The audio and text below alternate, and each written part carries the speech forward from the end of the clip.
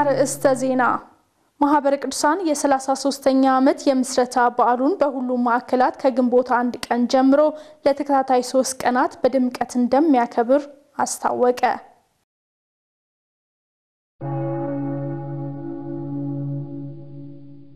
በጠቅላይ ቤተ ክህነት ለ3 ተከታታይ ቀናት ሲሰጥ የነበረው የመነኮሳት ስልጠና ተጠናቀቀ።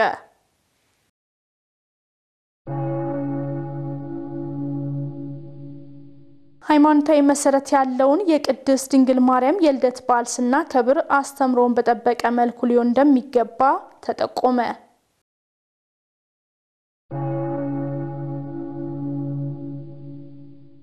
ሰላም እግዚአብሔር ከሁላችን ጋር ይሁን። የዕለቱን አብይ ዜና ይዘንላችሁ ቀርበናል። ዜናዎቹን በብራት በኩል ኤልሳቤት ቤተ አብራች ቆይታ ይማርክ ይሆናል። ከዜናዎቹ ጋር አብራችሁን ትሆኑ ዘንድ በአክብሮት ጋብዘን። ማህበረ ቅዱሳን የ33ኛ ዓመት የምስረታ በዓሉን በሁሉም ማዕከላት ከግንቦት 1 ቀን ጀምሮ ለተከታታይ 3 ቀናት በድምቀት እንደሚያከብር አስታወቀ። በምስረታ በዓሉ ላይ በቤተክርስቲያን ወቅታዊ ጉዳይ ውይይትና የአባላት የቃል ኪዳን ማደሻ መርሃ ግብሮች እንደሚከናወኑም ተገልጿል። ተመስገን ፈቃዱ ማህበረ ቅዱሳን በቅዱስ ሲኖዶስ ዕውቅና አግኝቶ ከተመሰረተ 3 አስርት ዓመታትን በመሻገር 33ኛ ዓመት የምስረታ በዓሉን ሊያከብር ቅድመ ዝግጅቱን ማጠናቀቅ ችሏል። ማህበሩ የተመሰረተበትን ዕለት በማስመልከት ከግንቦት 1 ቀን ጀምሮ ለተከታታይ 3 ቀናት በሁሉም ማዕከላት በልዩ ልዩ ዝግጅት በድምቀት እንደሚከበር በማህበረ ቅዱሳን የህዝብ ግንኙነትና ትብብር አገልግሎት ማስተባበሪያ ምክትል ስራ አስኪያጅ ዲያቆን ሲሳይ ብርሃኑ ገልጸውልናል። ማህበረ ቅዱሳን እንግዲህ በቅዱስ ሲኖዶስ ፈቃድ አግኝቶ ከተመሰረተበት ከ1984 ዓመተ ምህረት ጀምሮ የእመቤታችን የቅድስት ድንግል ማርያምን የልደት በዓል መሰረት መነሻ ያችን ቀን የምስረታ በዓል አድርጎ እያከበረን የሚገኘው እንግዲህ ዘንድሮ ለ33ኛ ጊዜ ነው የምናከናውነው። የአከባበር ሂደቱ እንደሚሆነው በሁሉም መዋቅሮቹ ማህበረ ቅዱሳን ባሉት ሁሉም በአገር ውስጥና በውጭ በሚገኙ ማዕከላት ግንቦት 1 የምስረታ በዓሉ ይከናወናል። ከዛ ማጠቃለያ መርሃ ግብሩ ግንቦት ልክ የግንቦት 1 ከተከናወነ በኋላ ባለው ቀጣይ እሁድ ነው የሚደረገው። ሰው የዘንድሮ ግንቦት 3 እሁድ ከ7 ሰዓት ጀምሮ በዚህ በዋና ማዕከል የማህበሩ አባላት ጥሪ የተደረገላቸው እንግዶች እንዲሁም የተለያዩ የቤተክርስቲያኒቱ የመምሪያ ኃላፊዎች ሊቃነ ጳጳሳት በተገኙበት የሚከበር ይሆናል። ዲያቆን ሲሳይ ብርሃኑ አክለውም የምስረታ ሂደቱ ከሚታወቅበትና የሚታወስበትን መሰረት ያደረገ መሆኑን ተናግረዋል። ከምስረታ ሂደቱ ከሚታወቅበት ከሚነሳበት ቦታዎች መካከል አንዱ የብላቴ የማሰልጠኛ የውትድርና ማሰልጠኛ ተቋም ላይ በነበሩበት ጊዜ ላይ ወንድሞቻችን አባቶቻችን ያኔ የግንቦት ልደታን በዓል ለማክበር ትልቅ ዝግጅት አድርገው ነበር። እሱ በታሪክ ሲነሳ ይውላል። ከዛ በኋላ እንደገና በቅዱስ ሲኖዶስ ፈቃድ ከተመሰረተ በኋላ የምስረታውን የመጀመሪያውን ምስረታ ጉባኤ ያደረገው በዛኑ ጊዜ ስለሆነ ከዛ በኋላ የምስረታ በዓሉ በግንቦት 1 እየተከበረ ነው የመጣው። በበዓሉ ዕለት ከሚከናወኑ መርሃ ግብራት መካከል የቤተ ክርስቲያን ወቅታዊ ጉዳይ ውይይትና የአባላት የቃል ኪዳን ማደሻ መርሃ ግብሮች እንደሚኖሩም አንስተዋል። በዘንድሮ የበዓል አከባበራችን ላይ በደንብ በትኩረት ከአባሎቻችን ጋር ምንወያይበት ምናስተላልፋቸው መልእክቶች በሙሉ ይሄንን የቤተ ክርስቲያኒቱ መሪ ዕቅድ ተግባራዊ ማድረግ ውጤታማ እንዲሆን ለማድረግ ምን ማድረግ አለብን የሚል ነው። በተጨማሪም አባላት ቃል ኪዳናቸውን የሚያድሱበት መርሃ ግብር ስለሆነ ነባር አባላት በተለይ አገልግሎት ልምዳቸውን አሁን ላሉት ለወጣቶቹ አባላት የሚያጋሩበት መርሃ ግብር ይኖረናል። እነሱ እንግዲህ በዚህ መርሃ ግብር ላይ ተይዘዋል ዘንድሮ ማለት ነው። የኢትዮጵያን ታላቅነት ያሳዩና የምርምር ማዕከል የሆኑትን ገዳማትና የምንኩስና ስርዓት ወደ ቀድሞ ክብራቸው መመለስ እንደሚያስፈልግ ብፁዕ አቡነ አብርሃም ተናገሩ። ከቅርብ ጊዜ ወዲህ የሥርዓተ ምንኩስና ግብር የማይገልጹ ተግባራት መበራከታቸው ቀደምት አባቶቻችን ያስረከቡን ጸጋ እየሸረሸረ መምጣቱም ብፁዕነታቸው አክለዋል። ከመላው ኢትዮጵያ የመጡ ገዳማውያን ተሳታፊዎች በተገኙበት በጠቅላይ ቤተ ክህነት በተካሄደው የምክክርና የውይይት መድረክ ብፁዕ አቡነ አብርሃም የጠቅላይ ቤተ ክህነት ዋና ስራ አስኪያጅ ተገኝተው አባታዊ መልእክት አስተላልፈዋል። በመልእክታቸውም ቀደምት አባቶቻችን አስጠብቆ ያቆዩ ስርዓት ዛሬ ላይ የማይገባው ልዩ ልዩ ስም እየተሰጠው ከክብሩ ዝቅ እያለ በመሆኑ ወደ ቀደመ ክብሩ ልንመልሰው ይገባል ብለዋል። ገዳማቶቻችን በስነ ጽሑፍ፣ በስዕሉ፣ በማንኛውም በታሪኩ ባያያዙ አይደለም ገዳማቱን ጠቅላላ ቤተ ክርስቲያንን ጠብቀው ለመንግስት ተርፈው ለሀገር ትልቅ ኩራቶች ሆነው የኖሩ ንጉሳውያን ቤተሰቦች እንዲማሩ ጥበብን እንዲማሩ ማስተዋልን እንዲማሩ ግብረ ገብነትን እንዲማሩ አፍቅሮ ቢጽን አፍቅሮ እግዚአብሔርን እንዲማሩ ይላኩ የነበሩ ወደ የገዳማቱ ነበር። ዛሬ ግን ለየገዳማቶቻችን ለመነኮሳቱ ለመነኮሳያቱ የተሰጠው ስም ከኛ ጋራ የሚያቀራርብ አንዳች ነገር የለውምና ይህ ሊነካን ይገባዋል። ብፁዕነታቸው አክሎም የምንኩስና ስርዓትን ባልተከተለ መልኩ በገዳማት የሚፈጸሙ አንዳንድ ተግባራት ጥብቅ ቁጥጥር የሚያስፈልጋቸው መሆናቸውንም አክለዋል። ዛሬ ላይ ብድግ ብሎ መንኩሻለሁ የሚባልበት ሰዓት ደርሰናል። አንድ መነኮስ ለመመንኮስ ከየት ነው የመጣ ጥያቄ አለበት እኮ። ከትምህርት ቤት ከመንፈሳዊ ትምህርት ቤት ነው የመጣ? ከዓለሙ ውስጥ ነው የመጣ? ከቤተ መንግስቱ ውስጥ ነው የመጣ? የት ነው የመጣ? እንደመጣበት እንዳኗኗሩ ሊሰጠው የሚገባውን ቀኖና ተቀብሎ ከ3 ዓመት እስከ 12 ዓመት ደጅ ጸንቶ ኖሮ ክህነቱን ማለት ሥርዓተ ምንኩስና ፈጽሞ ከዚያ በኋላ የሚገባው ከሆነ ደግሞ ገዳሙ ይገባዋል ብሎ ለሊቀ ጳጳሱ ተጽፎለት ክህነት የሚቀበልበት ስርዓት ነበረ። ዛሬ ግን ሁሉም አየር ባየር በመሆኑ ሥርዓተ ምንኩስናን ዝቅ አድርጎታል። ታሪክ የማይዘነጋቸው እውነታዎች የተሰሩባቸው ገዳማትን ወደ ቀደመ ክብራቸው ለመመለስ የመነኮሳት ድርሻ ትልቅ መሆኑን ብፁዕ አቡነ አብርሃም ጨምረው ተናግረዋል። ስማችንን ለማስመለስ ክብራችንን ለማስመለስ በእኛ ምክንያት እነዚህ ታላላቅ ገዳማት ድንቅ ስራዎች የተሰሩባቸው በዓለም እጹብ ድንቅ የሚያሰኙ ተግባራት የተፈጸሙባቸው ኢትዮጵያን አቅፈው የያዙ የኢትዮጵያን የሀገራችንን ታላቅነት ከፍ አድርገው በዓለም መድረክ የሚያሳዩ የብርቅ ድንቅ ነገር ቅርሳ ቅርሶች መገኛ የሆኑ ገዳማቶቻችን ስለዚህ ክብራቸውን መመለስ አለብኝ፣ ክብራቸውን መጠበቅ ማስጠበቅ አለብኝ በሚል ይህ ጉባኤ መዝከር ይኖርበታል። በተያያዘ ዜና የኢትዮጵያ ኦርቶዶክስ ተዋሕዶ ቤተክርስቲያን ገዳማት የምንኩስና ስርዓት ወጥነትን ከአብያተ ክርስቲያናት ተሞክሮ ሊማሩ እንደሚገባ ተገለጸ። የተባለው ስርዓተ መነኮሳት ለግብረ ትሩፋት በሚል መሪ ቃል በተካሄደው መርሃ ግብር ላይ ርዕሰ ሊቃውንት አባ ገብረ ኪዳን ባቀረቡት ጥናታዊ ጽሑፍ ላይ ነው። ባልደረባችን ቤተማርያም ተምትሜ ጥናታዊ ጽሑፉን ተከታትለን እንደሚከተለው ይቀርባል። ምንኩስናን ከአብያተ ክርስቲያናት ተሞክሮ አንጻር የሚያሳይ ጥናታዊ ጽሑፍ ቀርቧል። ጥናታዊ ጽሑፉን ያቀረቡት ርዕሰ ሊቃውንት አባ ገብረ ኪዳን ግርማ የግብጽ ቤተክርስቲያን በምንኩስና በኩል ያላትን ተሞክሮ ምን እንደሚመስል ለጉባኤ ተሳታፊዎች ገለጻ አድርገዋል። ሁለተኛ የሥርዓት ወጥነት እንዲኖር አድርገዋል። እኛ ሀገር ቤተክርስቲያን ምንድነው የምናደርገው? ደስ ያለው ሰው ቀይ መጋረጃ ይገርዳል። እንደው ብር ያገኘው ደግሞ የ5 ሚሊዮን መጋረጃ ይገርዳል። ግብጽ ውስጥ ግን መጋረጃ ዓመት እስከ ዓመት 3 መጋረጃዎች ነው ያሉት። ለሕማማት ጥቁር፣ ለትንሳኤ ነጭ፣ ዘወትር ቀይ። በቃ የትኛውም ቤተክርስቲያን ብትሄዱ አንድ አይነት መጋረጃ። አሜሪካ ያለ የግብጽ ቤተክርስቲያን ውስጥ ብትሄዱ እንደዚህ ነው። የሥርዓት ወጥነት አላቸው። በአንድ ካቴድራል ውስጥ የሚኖሩ 24 ቀሳውስት ናቸው። ከፍተኛው ትልቁ ካቴድራል በቃ ከዚያ ቁጥር ብር አለኝ ሀብት አለኝ ብሎ አንድ ካቴድራል ተጨማሪ መቅጠር አይችልም። ቀኖና አለው። አባ ገብረ ኪዳን በተጨማሪም የህንድ ቤተክርስቲያን የገዳማትና የምንኩስና ስርዓትን በጥናታቸው የዳሰሱ ሲሆን የሰው ሀብት ቁጥጥርና የምእመናን አያያዝ ላይ ያላትን ተሞክሮ አጋርተዋል። ማንኛውም ክርስቲያን እንዲሰለጥን ያደርጋሉ። ወጣቱ በወጣትነት ሁሉም ሰው ስለ ቤተክርስቲያኑ በቂ መረጃ፣ ዕውቀት፣ አቅም እንዲኖረው ገንዘብ ከሌለው ባለሀብቶች አበድረውትም ቢሆን የራሱ መተዳደሪያ እንዲኖረው የሰው ኃይል ማብቂያ ፕሮግራም አላቸው። ከዚያ ሂውማን ሪሶርስ ኢንላይትመንት የሚባል አለ።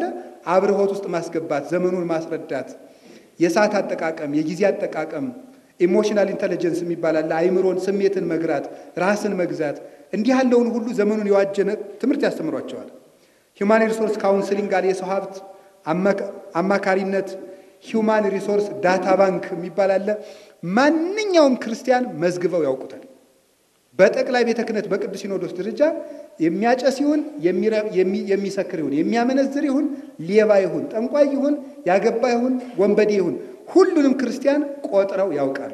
በመጨረሻም የኢትዮጵያንና የቅድስት ቤተክርስቲያንን ታላቅነት ያሳዩ ገዳማት በፊት ከነበራቸው ጥንካሬ በመውረድ ዛሬ ላይ በልዩ ልዩ ፈተና እየተፈተኑ በመሆኑ ወደ ቀደመ ክብራቸው መመለስ ያስፈልጋል ብለዋል።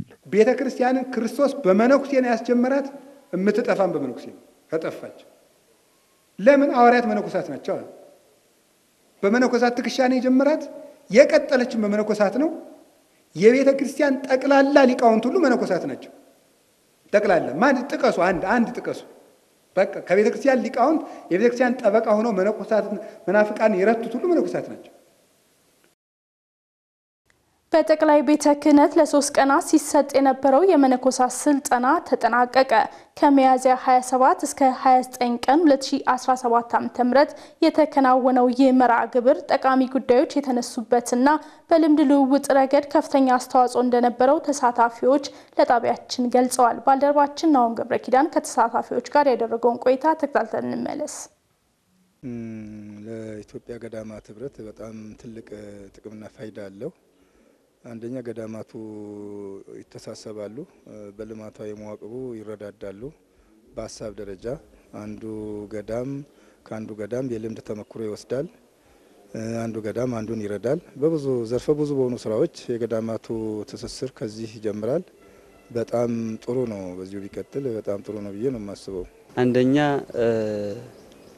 ሰው ሁሉ ብቻውን የሚሮጥ ሆኗል። አንድነት ጠፍቷል፣ ዘረኝነት ሰፍቷል። በዚህ ምክንያት ደግሞ ገዳማትም እየፈለሱ እንጂ በጣም እየበረቱ አይደለም። እንደገና ገዳማት ደግሞ ያው የጉባኤ መምህራን መትከል አለባቸው። ሌላም እንዲ የአንድነት ጥንክራችን ደግሞ መቀጠል አለበት። ይሄ ባለመጠንከሩ ምክንያት ብዙዎች ገዳማውያን ወደ ከተማ ገብተዋል። ብዙዎች ምእመናን ደግሞ ወደ ሌላ ወዳልተሆነ ሁኔታ ሄደዋል እና ዘመኑን ያልጠበቀ አካሄድ ይሄድነ ነው። ይሄ በሙሉ ክፍተት ነበር። ዘመኑን ባለመጠበቃችን በዘመኑ ልክ ትምህርት ባለመስጠታችን እኛም ተበላሽተናል። ሌሎችም ተከታዮቻችን ሁሉ መያዝ አቅቶናል የሚል ይሄ ክፍተት ነበር። እንግዲህ ብዙ ነገር ለመተግበር እናስባለን። መቼስ የማይሰራ እንዳይበላ ሐዋርያው ቅዱስ ጳውሎስ ተናግሯልና እኛ ዝም ብለን የምንቀመጥ ሰዎች አይደል። ስራ መሰርተን ለትውልድ ወደ ታሪክ አስተላልፈን መሄድ እንፈልጋለን። አንደኛ ተተኪ ትውልድ ለማፍራት ገዳማት አብነት ትምህርት ቤቱ በገዳማት ላይ መጠናከር አለበት።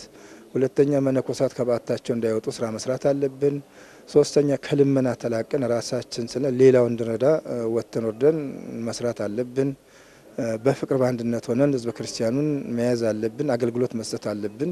ይህንን እንግዲህ ስንገባ ከማህበረ መነኮሳቱ ጋር በአካባቢው ካለው ህዝበ ክርስቲያን ጋር ተባብረን ስራ እንሰራለን ብለን እናስባለን። ለመተግበር ያው በአንድነት ተደማምጠን ወደ ኋላ የቀረውን ልማት እንድናለማ ያለውን ሌላ ባይኖርም ያለውን ያለንባትን ገዳም በልማት እንትን ማለት እንደዚያ ነው። ያው መመካከር፣ ስርዓተ ገዳም ማጽናት፣ አባቶች ያሉትን ነገር መተግበር፣ ምናኔ ስንቀበል እንዴት እንደምንቀበል፣ እንግዳ ስንቀበልም እንዴት እንደምንቀበልና ኃላፊዎቹና በህጉ በስርዓቱ እንድንኖር መመካከር እንዳለብን። ሃይማኖታዊ መሰረት ያለውን የቅድስት ድንግል ማርያም የልደት በዓል ስናከብር አስተምሮን በጠበቀ መልኩ ሊሆን እንደሚገባ ተጠቆመ። ታሪካዊና ትውፊታዊ አስተምሮን በጠበቀ መልኩ የበዓሉ አከባበር ከትውልድ ወደ ትውልድ ሊሸጋገር እንደሚገባም ተመላክቷል። ዲያቆን ኤርሚያስ ደባሱ ተጨማሪ ይዟል። የእመቤታችን ቅድስት ድንግል ማርያም ልደት ከሰው ልጆች ልደታት ሁሉ የሚለይበትን ምስጢር መጋቢ ብሎይ አእምሮ ዘውዴ እንደሚከተለው ያብራራሉ። በአራት ነገር የእመቤታችን ልደት ከሌሎች ሰዎች ልደት ይለያል። አንደኛው እመቤታችን ልደት የሚለይበት አስቀድሞ በትንቢት የተነገረ ነው። ሁለተኛው በስዕለት በብሉይ ኪዳን በብዙ እንደተጻፈው እመቤታችንም የስዕለት ልጅ ናት። ሐናና ኢያቄም ስዕለት ተስለው ወልደው በተሳሉት ምክንያት በ3 ዓመቷ ቤተ መቅደስ አስገብተዋታል። የስዕለት ልጅ ናት ሁለተኛው። ሶስተኛው በጸሎት የተገኘች ናት እመቤታችን። ሐናና ኢያቄም ጸልየዋል። ጸሎት ብቻ አይደለም፣ አዝነዋል፣ አልቅሰዋል። አራተኛው የእናታችን የእመቤታችን የቅድስት ድንግል ማርያም ልደት ከሌሎች ሰዎች ልደት ልዩ የሚያደርገው አንደኛ በደጅ ጥናት ከሐናና ከኢያቄም ከተቀደሰ ጋብቻ ያለ ጥንት አብሶ ነው የተወለደችው። መጋቢ ብሎ ያክለውም በእመቤታችን መወለድ ያገኘነውን በረከትም ያብራራሉ። ክርስቶስ ዓለምን ለማዳን ምክንያት ያስፈልገው ነበር። ምክንያት ደግሞ ካንቺ ስጋ ነስቶ ነው ዓለምን ያዳነው። ስለዚህ እመቤታችን የድህነት ምክንያት የህይወት ምክንያት ስለሆነች በሐዲስ ኪዳን ያገኘናቸው ትሩፋቶች ከልጅነት ጀምሮ መንግስተ ሰማያት እስከምንገባበት ድረስ ያሉ ስራቶች በሐዲስ ኪዳን ያሉ ቆጥረን የማንጨርሳቸው ብዙ ጸጋዎችና በረከቶች ከመቤታችን የተነሳ ወይም ደግሞ አምላካችን መድኃኒታችን ኢየሱስ ክርስቶስ በመቤታችን ምክንያት ድህንነት የፈጸመልን ያደረገልን ስለሆነ ትሩፋቶቹ ብዙ ናቸው። ሃይማኖታዊ መሰረት ያለው የእመቤታችን የቅድስት ድንግል ማርያም የልደት በዓል አከባበር ታሪካዊና ትውፊታዊ አስተምሮውን በጠበቀ መልኩ ሊከበር እንደሚገባም መጋቢ ብሎ ያሳስበዋል። በእመቤታችን በልደት ቀን ከውጪ ንፍሮ ይቀቅልና ውጭ ሆኖ ሁሉም ሰው አንድ ላይ ተሰባስቦ ጎረቤቱ የተጣላው ታርቆ ጥሬ ይበላል አንድ ላይ ሆኖ። ይህ ቅዱስ ትውፊት ነው የሚባለው። ለምንድነው ከተባለ እመቤታችን የተወለደችው በሊባኖስ ተራራ ነው። ሐናና ኢያቄም ቤታቸው ውስጥ አይደለም የወለዷት። መልአኩ ቅዱስ ገብርኤል ሐናና ኢያቄምን ወደ ሊባኖስ ተራራ ሂዱ ብሎ መንገድ አሳይቶ ወስዶ በሊባኖስ ተራራ ነው የተወለደችው። ጥሬ የሆነበት ምክንያት ደግሞ ድንገት ሲወጡ ጥሬ ይዘው ነው የወጡ። ያንን ጥሬ ግን ደስታቸውን ጥሬ ቀቅለው እመቤታችን የተወለደች ቀን ሐናና ኢያቄም አክብረዋል። ትውፊቱ ደግሞ ከአባቶቻችን የቀጠለው በየሰፈሩ በየመንደሩ ያለው ቅዱስ ትውፊት ነገ የእመቤታችንን ፍቅር ለወላጆች የእመቤታችንን ፍቅር ወላጆች ለልጆቻቸው የሚያስተላልፉበት መንገድ ስለሆነ መጥፎውን ነገር ብቻ ትቶ ስለት እየተሳሉ ጥሬ እየቀቀሉ እየዘመሩ በመልካም ነገር ማገልገል መልካም ነው ማለት ነው። ማህበረ ቅዱሳን በግቢ ጉባኤት የዘረጋው አዲሱ ስርዓተ ትምህርት ተተኪ መምህራን ከማፍራት አንጻር ያለው አስተዋጽኦ የላቀ መሆኑ ተነገረ። ስርዓተ ትምህርቱ የትምህርት ማዕከላትን የመመስረት ዓላማ እንዳለውም ተመላክቷል። ባልደረባችን ናኦም ገብረኪዳን በጉዳዩ ላይ ተጨማሪ ይዟል። ማህበረ ቅዱሳን ከመስረታው አንስቶ በቅዱስ ሲኖዶስ የተሰጠውን ኃላፊነት በመወጣት ላይ ይገኛል። ከ1996 ዓ.ም ጀምሮ የትምህርት ማሻሻያ እያደረገ የመጣው ማህበሩ አሁን ላይ ዘመኑን በዋጀው መልኩ ስርዓተ ትምህርቱን ስለመከለሱ በማህበሩ የስርዓተ ትምህርት ማስተባበሪያ ኃላፊ የሆኑት ዲያቆን አንዱ አምላክ ይበልጣልና በማህበሩ የሥራ አመራር ጉባኤ አባል የሆኑት አቶ ዳንኤል ተስፋዬ ተከታዩን ብለዋል። ግቢ ጉባኤትን የተሻለ አገልግሎት ለግቢ ጉባኤ ለመስጠትና ውጤታማ ለማድረግ ደግሞ አንደኛው ኢምፕሊመንት የሚደረገው ተቋማዊ ለውጡ ስርዓተ ትምህርቱ ላይ በሚደረግ ማስተካከያ ነው። ሙሉ ስብዕና ያላቸው ትውልድ ማፍራት ነው። ሙሉ ስብዕና ስንል ደግሞ በቤተክርስቲያኒቱም ዕውቀት በሀገሪቷ ዕውቀት በማንኛው ነገር ሙሉ ዕውቀት እንዲኖራቸው ይፈልጋል። ማህበረ ቅዱሳን የመምህራንን ቁጥርና ጥራት ለመጨመር በስራ አመራር ጉባኤው የጸደቀው ፕሮጀክት መምህራንን ከማፍራት አንጻር ያለውን አስተዋጽኦ የላቀ መሆኑን ከጣቢያችን ጋር ቆይታ ያደረጉት አገልጋዮቹ እንደሚከተለው ያብራራሉ። ማህበረ ቅዱሳን የራሱ የመምህራን ስልጣን ትምህርትና ስልጠና ሲስተም መርሃ ግብር ሊኖረው ይገባል። ቲቸር ኤጁኬሽን ኤንድ ትሬኒንግ ሲስተም ይባል ማለት ነው። እሱን ሊኖረው ይገባል የሚል ሪኮሜንዴሽን ያቀረበ ነው። ይሄንን ታሳቢ አድርጎ ማህበረ ቅዱሳን በጽሕፈት ቤት ደረጃ በአመራር ደረጃ ይሄንን ሐሳብ ተቀብሎ ተግባራዊ ለማድረግ አሁን እንደ መጀመሪያ ፌዝ የመምህራን ማፍሪያ ፕሮጀክት ቀርጾ በአመራር ደረጃ ጸድቋል። ዋናው እሳቤ መምህራኖችን አንደኛ በእነዚህ ስልጠና ማዕከላት ብቻ አምጥቶ በክረምት የተወሰነ ጊዜ ከማሰልጠን ይልቅ አመቱን ሙሉ በቅርበት በቨርቹዋል ሴንተር የሚሰለጥኑበትና በቁጥርም በቋንቋም በተለያዩ ቋንቋዎች እንዲሰለጥኑ ለማድረግ የታሰበ ፕሮጀክት ነው ማለት ነው። በስተመጨረሻም በቀጣይ 5 ዓመታት ሊተገበር የተዘጋጀው ፕሮጀክት የቅድስት ቤተክርስቲያን ዘላቂ ተጠቃሚነት እንደሚያረጋግጥ ይታመናል የሚሉት አቶ ዳንኤል ተስፋዬ በጉዳዩ ላይ ተከታዩን ብለዋል። መምህራኖች ዕለት ዕለት አቅሞቻቸውን የሚያሳድጉበት ማዕከል ይሆናል። ራሱን የቻለ ተቋም ኢንስቲትዩት ይሆናል ማለት ነው። በዛ ደረጃ ከሄድን ከግቢ ጉባኤም አልፎ ለሰንበት ትምህርት ቤቶች ለቤተክርስቲያን መምህራኖችን የምናፈራበት ስርዓት ይኖረናል። ያ ስርዓት ደግሞ ወጥ የሆነ ሰስቴኔብል እንዲሆን ያደርገዋል ማለት ነው። ገድላትና ድርሳናት ቅድስት ቤተክርስቲያን የቀና አስተምሮዋን በተግባር የምትገልጽባቸው መምህራን መሆናቸው ተገለጸ። በገድላትና ድርሳናት ላይ በስህተት የሚገቡ ኑፋቄዎችን መከላከል የሁሉም ኃላፊነት መሆኑን ተመላክቷል። ዲያቆን ኤርሚያስ ደባሱ ዝርዝር አለው። የገድላት የድርሳናት ጥቅማቸው በነገር ሃይማኖት አውድ በትምህርትነት በጸሎትነት በምስጋናነት በማስተማሪያነት የሚጠቅሙት እንዳለ ሆኖ በሀገር ባህል በዘመን ታሪክ በማህበረሰብ አኗኗር ወግ ላይም ብዙ ፋይዳ አላቸው። ገድላትና ድርሳናት ቅድስት ቤተክርስቲያን የቀና አስተምሮዋን በተግባር የምታስተምርባቸው መምህራን መሆናቸውንም መምህራን ገልጸዋል። ገድላት በዋናነት የተፈጸመ ድህነትን ለድህነት የሚደረግ ጉዞን ከዚያ ደግሞ የተገኘ ከዚያ ውጤት የድህነት ውጤት የሚባሉት ነገሮችንም ያካተተ ነው። ለምሳሌ ነገረ ስጋዌን ምስጢረ ተዋሂዶን በደንብ ይገልጻል ገድል። ከዚያ በኋላ የተከፈለልን ዋጋ ይገልጻል። እኛ መክፈል ያለብን ያስቀምጣል። ቅዱሱ ያን አድርጎ ያገኘውን ዋጋ ያስቀምጣል። በዚህ አውድ የተቃኘ ነው። የገድላትና ድርሳናት አገልግሎት በዘመናት ሁሉ የተለያዩ ፈተናዎች እየገጠሙት የሚገኝ መሆኑን የገለጹት መምህራን ባለንበት ዘመንም ተግዳሮት የሆነበትን ጉዳይ አንስተዋል። አሁን ትልቁ ፈተናቸው በየግለሰብ እጅ መታተማቸው ነው። በየግለሰብ እጅ ሲታተም ከዚህ ቦታ የመጣ ነው ቅጁ አይባልም። አሳታሚ ገሌ እንጂ ከምን አገኘው ተይል። ግለሰቡ ገድለ ገብረ መንፈስ ቅዱስን አሳትሟል። ግለሰቡ ገድለ ገብረ መንፈስ ቅዱስን ሲያሳትም ከየትኛው ገዳም እንዳመጣው እንኳን ቅጁን አይናገርም። ስለዚህ የራሱን ሊያስገባበት እንኳን ቢችል በቃ የራሱ ነው ማለት ነው።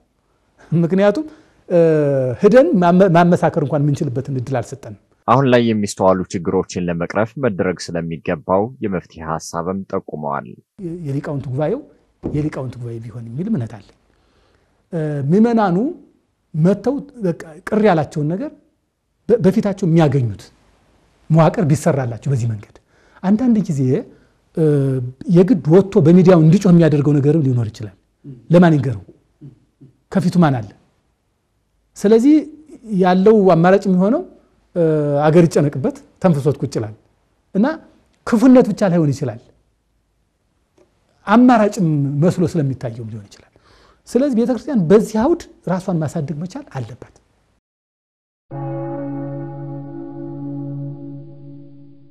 ተመልካቾቻችን ዜናዎቻችን እንደቀጠሉ ይገኛሉ። በዛሬው ዕለት ታስበው ከሚውሉት ቅዱሳን መካከል ሐዋርያው አርንጦስን የተመለከተ አጭር ታሪክ በተከታይነት ይቀርብልናል። ተከታትለን እንመለስ።